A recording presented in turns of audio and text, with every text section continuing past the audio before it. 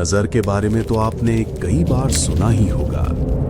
लोग कहते हैं अगर किसी की काली नजर लग जाए तो इंसान की खुशियां और उसकी किस्मत धीरे धीरे उससे दूर होने लगती है। और आज की कहानी भी ऐसी ही एक खौफनाक नजर से जुड़ी है। बस थोड़ा इंतजार, तेरी बलि से ही मेरा पोता बच पाएगा।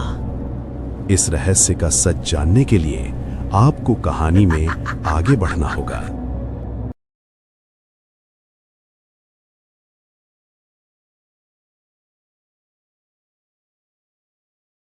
आरव 28 साल का एक सॉफ्टवेयर इंजीनियर। कई सालों की कड़ी मेहनत और बचत के बाद आखिरकार उसने शहर से थोड़ी दूर एक छोटा सा घर खरीद लिया। घर बिल्कुल नया था, चारों तरफ हरियाली फैली हुई थी और आसपास ज्यादा भीड़ नहीं थी। जैसे ही आरव की माँ पहली बार उस घर में कदम रखी, उनकी आंखों में खुशी साफ दिखाई दे रही थी। माँ, आखिरकार हमने अपना घर खरीद ही लिया। घर तो बहुत अच्छा है बेटा। माँ ने चारों तरफ नजर घुमाई और कोर्टयार्ड को देखा। अब यहीं से हमारी नई जिंदगी की शुरुआत होगी।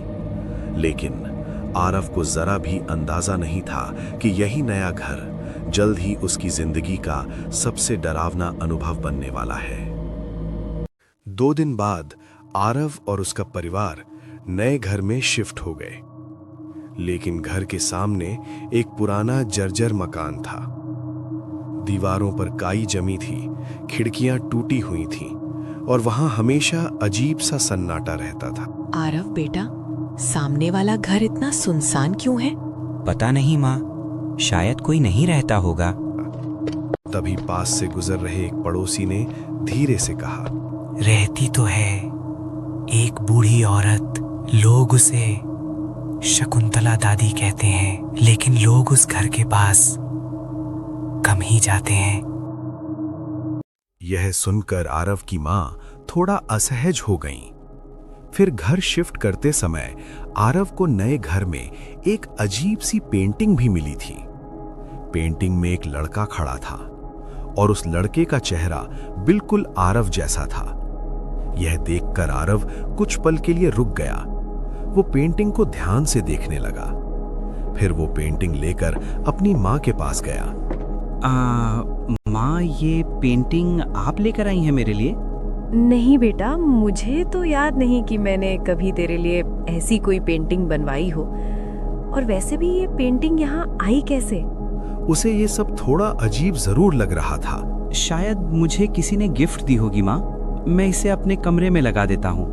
ये कहकर आरव उस पेंटिंग को अपने बेडरूम में ले गया और दीवार पर टांग दिया। अगले दिन आरव गार्डन में पौधे लगा रहा था। अचानक उसे महसूस हुआ जैसे कोई उसे देख रहा हो। उसने सिर उठाकर देखा। सामने वाले टूटे घर की खिड़की में एक बूढ़ी औरत खड़ी थी। वो बिना पलक झपकाए आरव को घूर रही थी। नमस्ते आंटी। लेकिन वो कुछ नहीं बोली, बस धीरे धीरे मुस्कुराई। उसकी मुस्कान में कुछ अजीब सा था। यहाँ कुछ तो अजीब है। कुछ दिनों बाद अजीब घटनाएं होने लगी। एक सुबह आरव की माँ ने गेट के बाहर कुछ देखा। वहां नींबू और मिर्च पड़े हुए थे। आरव, ये देखो, किसी ने यहाँ नींबू मिर्च क्यों रखे हैं? माँ, किसी ने ऐसे ही फेंक दिया होगा। आरव ने बिना सोचे समझे नींबू और मिर्च उठाए और जोर से फेंक दिया। फिर धीरे धीरे आरव की जिंदगी में अजीब और डरावनी घटनाएं होने लगीं।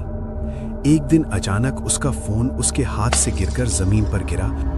ये कैसे गिर गया? मैंने तो इसे ठीक से पकड़ा हुआ था। फिर ऑफिस जाते समय उसकी बाइक अचानक सड़क पर अजीब तरह से फिसल गई। ये क्या था?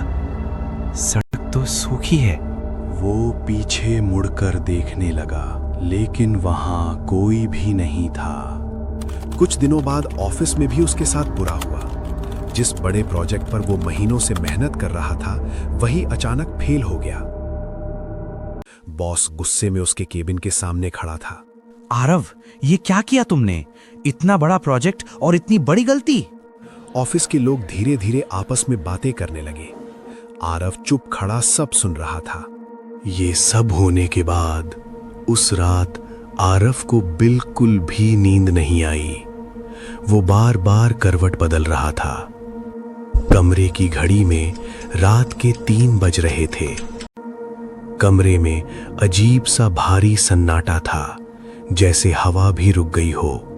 पता नहीं क्यों आज सब कुछ इतना अजीब लग रहा है। तभी खिड़की की तरफ से स्ट्रीट लाइट की हल्की रोशनी में एक काली परछाई खड़ी दिखाई दे रही थी। आरव धीरे धीरे खिड़की की तरफ बढ़ने लगा। कौन है वहां? लेकिन बाहर से कोई जवाब नहीं आया। पर वहां कोई नहीं था। शायद मुझे ही वहम हुआ होगा। लेकिन तभी पीछे से हल्की सी आवाज आई। आरव धीरे धीरे मुड़ा। उसकी नजर दीवार पर लगी पुरानी पेंटिंग पर पड़ी और अचानक पेंटिंग धीरे धीरे हिलने लगी। वो धीरे धीरे पेंटिंग के पास गया और उसके सामने खड़ा हो गया। अचानक पेंटिंग के अंदर से किसी का काला हाथ बाहर निकला और उसका गला कसकर पकड़ लिया। छोड़ो मुझे, कौन हो तुम? लेकिन तभी अचानक सब कुछ रुक गया। पेंटिंग बिल्कुल शांत और सामान्य हो गई, जैसे अभी अभी कुछ हुआ ही ना हो। क्या ये सच था या फिर सिर्फ एक डरावना भ्रम? तभी अचानक उसकी नजर गैलरी की तरफ गई। घर के पीछे से हल्की लाल रोशनी आ रही थी। वो धीरे धीरे बिना आवाज किए वहां पहुंचा और जो उसने देखा उसकी सांसें थम गईं। जमीन पर एक बड़ा काला घेरा बना था, जिसमें नींबू, काले धागे, राख और अजीब चीजें रखी थीं।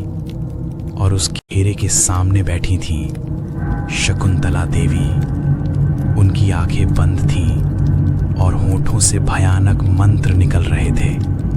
अचानक उन्होंने अपने पास बैठे एक मुर्गे को पकड़ा और एक झटके में उसका सिर धड़ से अलग कर दिया।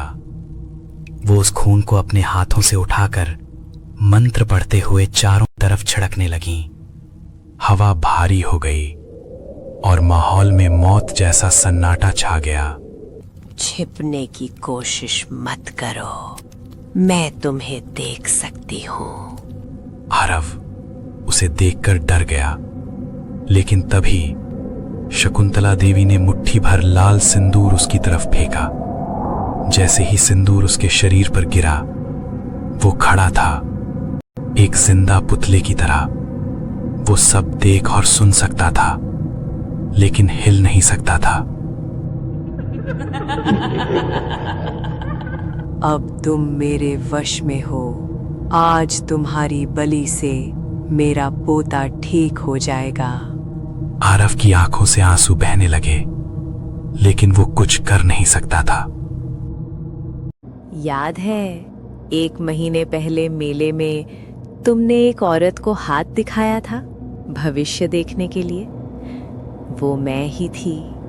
और उसी दिन मैंने तुम्हारा नक्षत्र और कुंडली सब देख लिया था। तभी मैंने तुम्हें चुन लिया था। तुम रोहिणी नक्षत्र में जन्मे हो और मेरे पोते का जन्म भी उसी दिन हुआ था। तुम्हारी बलि ही मेरे पोते को ठीक कर सकती थी। तुम्हारे घर के बाहर नींबू मिर्च मैंने ही रखे थे। जैसे ही तुमने उन्हें उठाया, तुम मेरे वश में आ गए। और वो पेंटिंग जो तुम्हें घर शिफ्ट करते समय मिली थी, वो भी मैंने वहीं रखी थी, ताकि मैं हमेशा तुम्हारी निगाह रख सकूं। और फिर शकुंतला देवी पूजा की तैयारी करने लगी। फिर वो अंदर अपने पोते को लेने चली गईं। कुछ ही पलों बाद जब वो वापस आईं, तो वहां कोई नहीं था। आरव गायब था। नहीं, ये नहीं हो सकता। मेरे वशीकरण को किसने तोड़ा? आरव बिना पीछे देखे भागा, जान बचाने के लिए।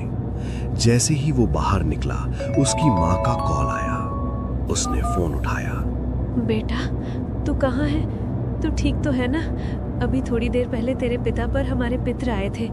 उन्होंने बताया कि तेरी जान बहुत बड़े संकट में है। उन्होंने कहा, अपने बेटे को बचा ले, वो मौत के मुंह में जा चुका है।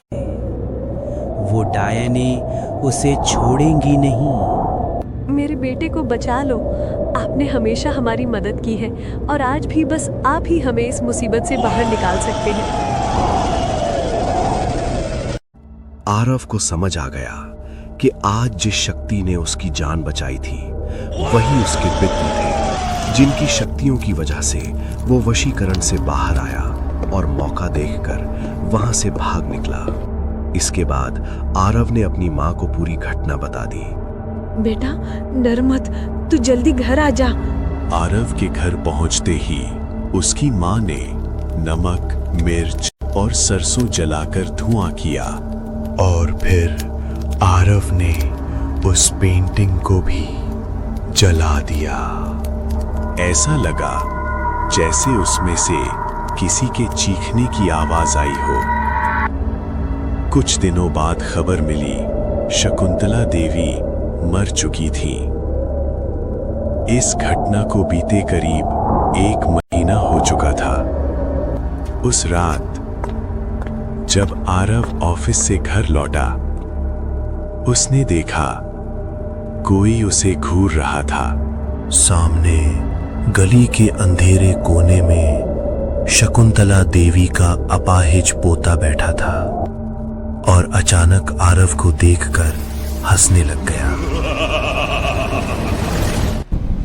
दोस्तों, नजर कभी खत्म नहीं होती, वो बस एक इंसान से दूसरे इंसान में चली जाती है।